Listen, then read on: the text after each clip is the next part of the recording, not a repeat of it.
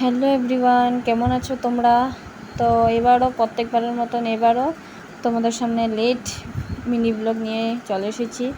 তো যাই হোক, এটা হচ্ছে গণেশ চতুর্থীর সেকেন্ড দিন মিনি ব্লগ। তো এটা শেয়ার করা হয়নি। তো হচ্ছে আমরা সবাই সপরিবার মিলে গিয়েছিলাম বরদলইনগর, তিনসুকিয়া, গেলাপুকুরি রোড। তো সেখানে পুজো দেখতে গিয়েছিলাম, গণেশ পুজো। তো পুজোটা অনেক সুন্দর হয়, প্রত্যেকবার 3 দিন পুজোটা থাকে। তো আমরা হচ্ছে সেকেন্ড দিন গিয়েছিলাম। দেখতে পাচ্ছ সেকেন্ড দিনেও কতটা ভিড়, 3 দিন অবধি থাকে আর কি। তারপর এদিকে অনেক ভিড়ের মধ্যে আমরা আর কি ঢুকেছি।